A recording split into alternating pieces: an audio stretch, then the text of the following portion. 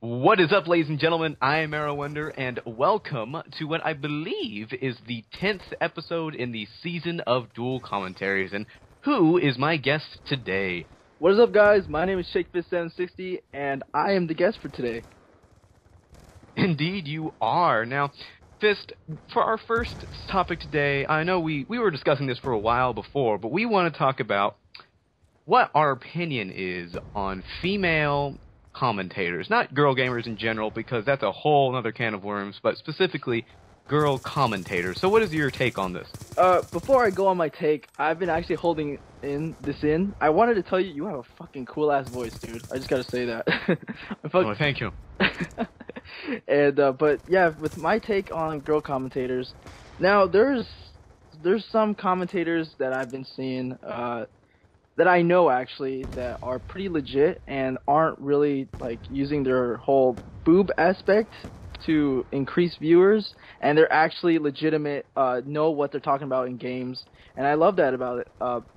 So the people I know, but it's just I hate that some people just use the fact that they're a female to attract viewers, and because you know there's a lot of perverted people on YouTube that just come to see that kind of stuff. Yeah, that's definitely true. I mean, also, a good chunk, I feel, of the YouTube viewing audience is young adolescent males. So their feminine wiles has a big impact on a young adolescent male. Yes, it does. I don't know. For me, I fall into the same ballpark. I have absolutely no problem with female commentators. I mean, it's YouTube's not sexist or anything, and there have been a couple that I really enjoy, like Godly Locks, and I forget the name of another one, but I have seen a couple over my YouTube career who really only gain an audience and any form of noteworthiness by doing shady things and saying not bad things, but saying very suggestive things to their very adolescent male audience. Well, like, from what I've seen so far, the two main people, or females, that I have seen are Girl Gone Gamer and Sexy Sniper. I personally like Girl Gone Gamer better because I feel like I don't know, from what I've seen, she doesn't use her whatever parts to, you know, attract viewers. I generally think she's a funny girl, and I've seen her stuff on Twitter. She's really funny, and she's engaging with her viewers, and just she talks more than just about gaming. She does little vlogs, and I love those. But with Sexy Sniper, I've noticed a lot more sexuality towards her videos and more cleavage that doesn't necessarily need to be seen. Yeah. I think that just really raises the question of, well, is it really a commentating channel at that point, or is it something different? Like, something a little bit more racy? Because it's still all entertainment. You can find any of that online, but it's just not a commentator anymore at that point. Exactly, that's what I've been thinking about. I guess, I don't know, it's just, when I see stuff like that, it kind of reminds me of Facebook and attention whores in a way. It's just in a different sense. You can get more viewers, just like, damn, it's hard to explain in words. This is a really touchy topic to talk. Yeah, it is. I mean, like you said, I don't disrespect girl commentators. It's just sometimes they do questionable things in their videos that kind of makes it unfair for us, you know, commentators that are really passionate about the games. Well, to be fair, I would also say the commentating scene in general is very male-dominated. So, I don't know, maybe from the female commentator's perspective, they're just using an extra tool they have. Because we don't have that ability. We can't just be like, hey guys, because it's going to get really creepy really fast. Oh, that is very true. That is very true. Yeah, that is actually very true. And I love what you said about that. I'm starting to, but yeah, I guess everything I said needs to be said, and I think this is a perfect time to transition to our next topic. Oh yeah, okay. Our next topic is actually pretty different than the first one, but what, Fist, what do you think should be incorporated in the next big zombie game? Like, I know Warm Bodies just came out, in that new movie about zombies. I'm really interested in that. So everyone's thinking about zombie stuff. What do you want in the next zombie game?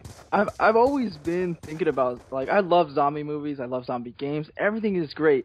I never actually played DayZ, but the concept is great. It's a big map full of a lot of people, and I'm just starting to think, like, why not combine, like, some kind of big aspect into a zombie game? Like, I was always thinking Google Earth, like, just try to make a USA map and literally put everyone in their state and try to make this kind of like a global game and try to see who survives the longest. I don't know.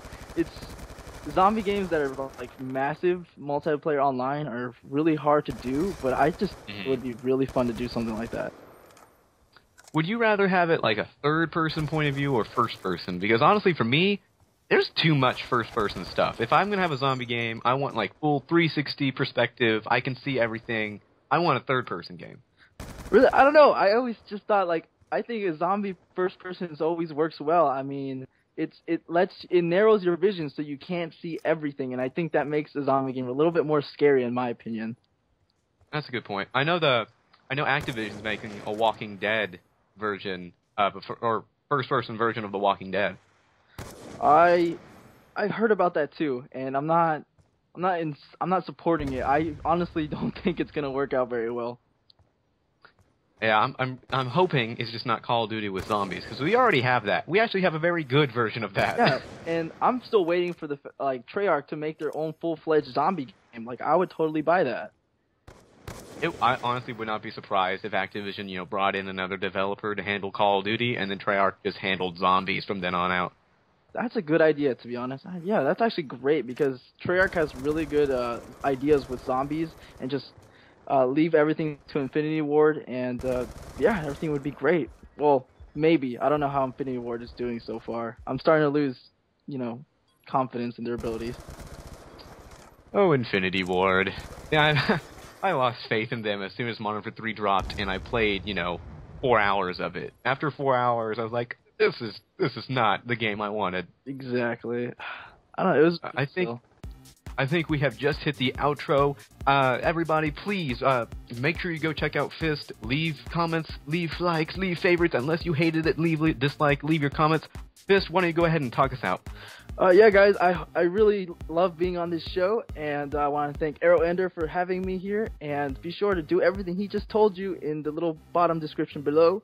And yeah, my name is ShakeFist. Thanks for having me. Peace.